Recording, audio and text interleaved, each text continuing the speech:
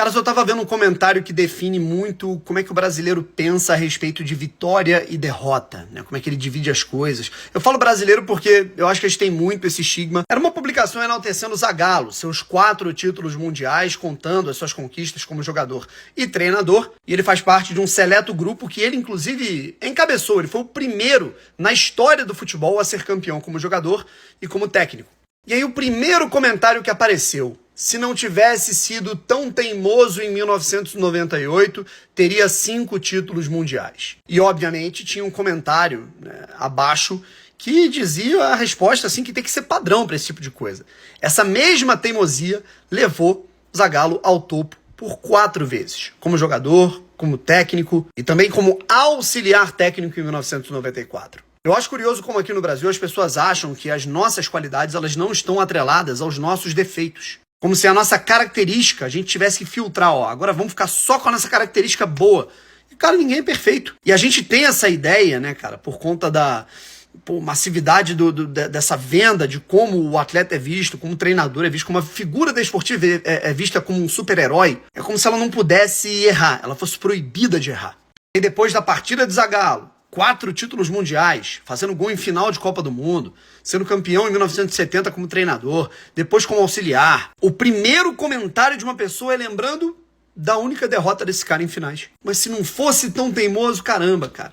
Será que se não fosse a teimosia dele, a insistência dele em algumas coisas, essa gana, essa fome, né, que o Zagallo tinha, esse ímpeto de liderar a seleção brasileira, de tentar colocar a seleção brasileira sempre no maior padrão possível, será que ele teria sido campeão por 4 vezes? Será que ele teria sido campeão em 1970, tendo a coragem e a teimosia de juntar aqueles jogadores escalados da maneira que a imprensa brasileira não queria? Será que ele ia motivar os atletas e ajudar, né, o Parreira em 1994? A mesma coisa sobre o Ronaldinho. Pô, se o Ronaldinho, claro que se o Ronaldinho focasse um pouco mais, ele poderia ter pego mais uma bola de ouro, poderia ter jogado melhor na Copa de 2006. Isso faz parte das críticas, né?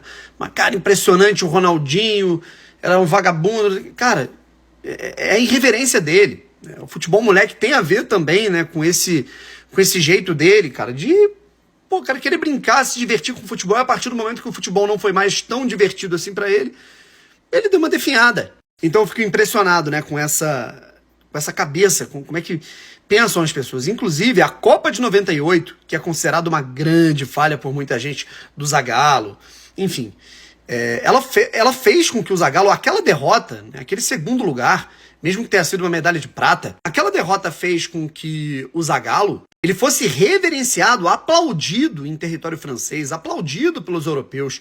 A Copa foi no coração da França. Tanto é que dos principais portais europeus que destacaram a morte de Zagallo, o que deu o maior destaque, a maior ênfase, foi o jornal L'Équipe, o principal da França em termos de esporte. E tem muito a ver com o que Zagallo fez naquela Copa do Mundo, na motivação dos jogadores na disputa de pênalti, nas falas, né, e obviamente na campanha, no trabalho que fez o Brasil chegar àquela decisão e mesmo cheio de problemas, chegar àquela final e acabar sendo batido, né, superado pela forte seleção francesa.